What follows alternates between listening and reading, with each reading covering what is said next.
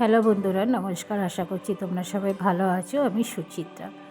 ছোট্ট একটি ভিডিও বা ব্লগ যেটাই বলো না কেন নিয়ে চলে এলাম তোমাদের সঙ্গে। আজকে সকালে বাসি কাজ করার পরে একটু ঠাকুরের বাসনগুলো, বাসি জামা কাপড় ছেড়ে যেটা করতে হয় আমরা ঘরণী বা গৃহিণী যেটাই বলো না কেন সেটাই করছি। তো আজকে একটু বেরোবো, খুব দরকার, না গেলেই নয়। ইচ্ছে না থাকলেও যেতে হবে, আর তার আগে ঘরের কাজগুলো করতে হবে, নাহলে আসতে যেহেতু রাত হয়ে যাবে এবং তারপর দিন সেই কাজগুলো জমে থাকবে। তো যাওয়ার আগে সমস্ত কাজ রেডি করে যাচ্ছি, কেন কত রাত হবে আমরা নিজেরাও তো জানি না।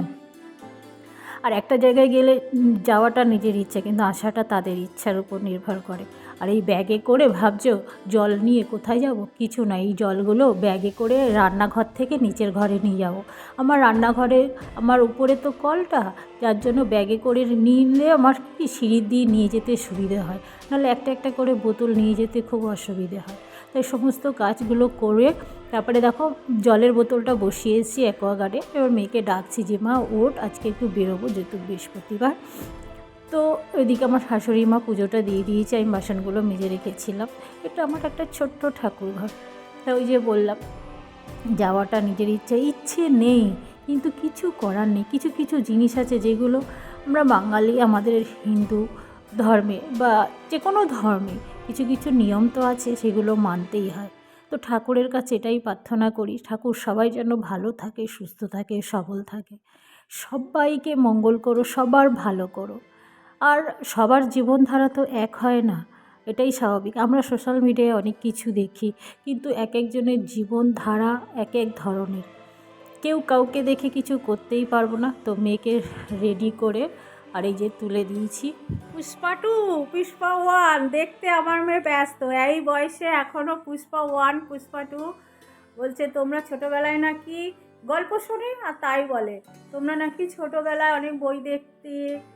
সেই আমাদের ছোটোবেলা তোদের মানে কি বলবো, সে আমরা যখন ফার্স্ট আমি বই দেখেছিলাম যোগ বিয়োগ হলে, পদ্মশ্রী বলে একটা জায়গা ছিল সেখানে। দেখো আমার মেয়ের পুতুল ঘর, সব ভাঙা পুতুল, ভালোগুলো ভেঙে আর এইগুলোকে জড়ো করে রেখে দিয়েছে, এইগুলোকে এখন সাজাচ্ছে। তো যাই হোক, বলে না যার বুদ্ধি হয় নয়তে হয়, যার হয় না 90তে হয় না। আমার মেয়ের দশা হয়েছে তাই, বুদ্ধি হবে কিনা জানি না, তবু আশা রাখি মা তো বুদ্ধি হবে। বুদ্ধি হবে তোর? হবে? বলে হ্যাঁ। তো ওই যে বললাম আসতে হবে, তাই চলে এসেছি এখানটায়।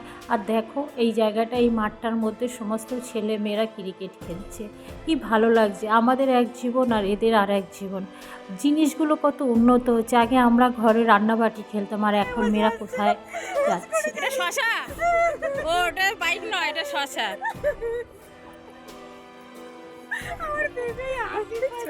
যাই লাফাবো না কেন, উপরবেলা যা লিখে দিয়েছে সেটাই তোমার কপালে হবে। ওই যে আমি যদি বলি আমি বাঁচবো, তবু আমি বাঁচতে পারবো না। আমার মরণ যদি লেখা থাকে, কেন কথাতে পারবো না। তিন বিধাতা নিয়ে কেউ খণ্ডাতে পারবে না, এটা সত্য। হচ্ছে আপনার যে পৃথিবীতে নিয়ে আইছে, যে তাদের মা বাবা হ্যাঁ আশীর্বাদে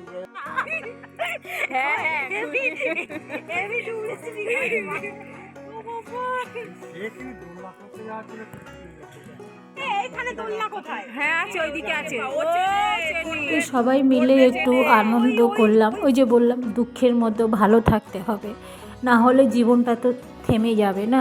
আর আমাদের জীবন নিয়ে জীবন না, এর পরজন্ম মানে আমাদের ছেলে মেয়েগুলোও তো আছে, তাদের মুখের দিকেও তো তাকিয়ে আমাদেরকে এগোতে হবে।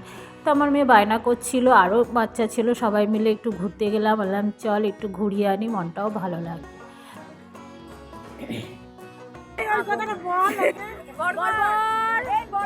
বর্বর শশা, বর্বর শশা, বর্বর শশা।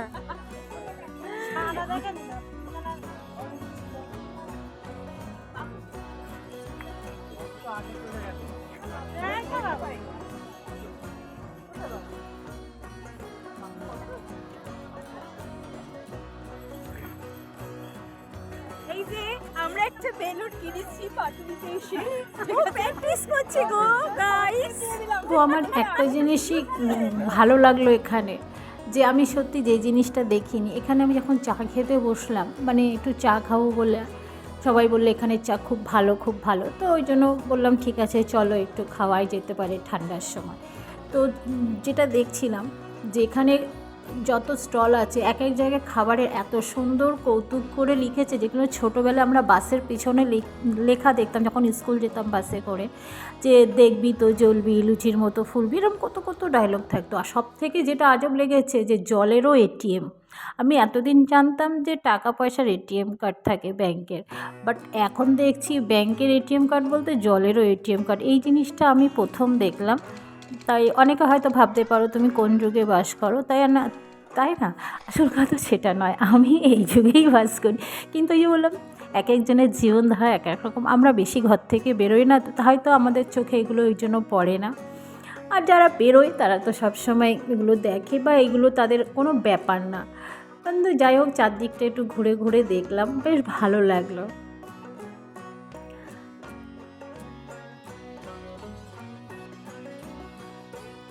হয়তো আমার ভিডিও কারোর ভালো লাগে কি কারোর ভালো লাগে না আমি ঠিক জানি না, কারণ সেরকম আমি কমেন্ট কিছু হয়তো গুছিয়ে বলতে পারছি না বা বলতে পারি না। আর ভিডিও আর একটা জিনিস দেখো, এই দেখো দেখেছো, এই গাছটা মনসা গাছ আমরা বলি। তো এই মনসা গাছটা এত বড় কালী ঠাকুরের সামনে, আর এই মাঠে দেখো যার যার কাজ, বললাম না যার যার জীবনধারা এক ধরনের। সারাদিন খেলা হয়েছে আর এমনি সবার শেষে তারপর দিন খেলা হবে, তাই জন্য মাঠটাকে জল দিয়ে ভেজাচ্ছে। মানুষের জীবনধারাই কীরকম না, এক একজনের জীবনধারা এক এক ধরনের। তো ঘরে চলে এসেছি, এসে এই যে সবার সঙ্গে আবার কথা আড্ডা। টেস্ট একদম চলো না, ভালো লাগছে দেখো, হেভি ভালো করে দিয়েছি।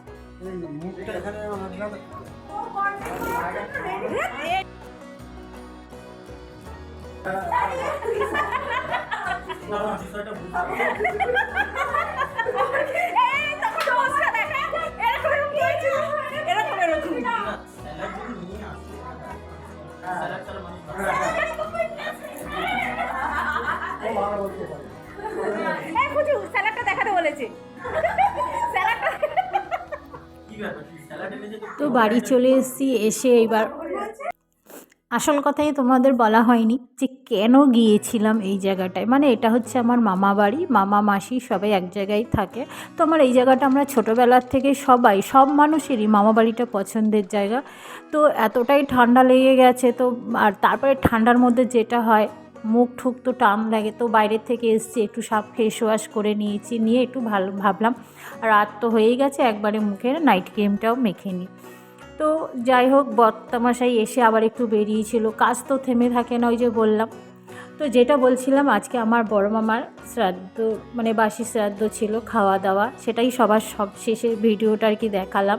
প্রথম দিকে আমার ইচ্ছে হচ্ছিল না, তো আর কি এটাই বলা যে জীবন আর কি এখানেই শেষ করছি। ভালো লাগলে লাইক কমেন্ট করো।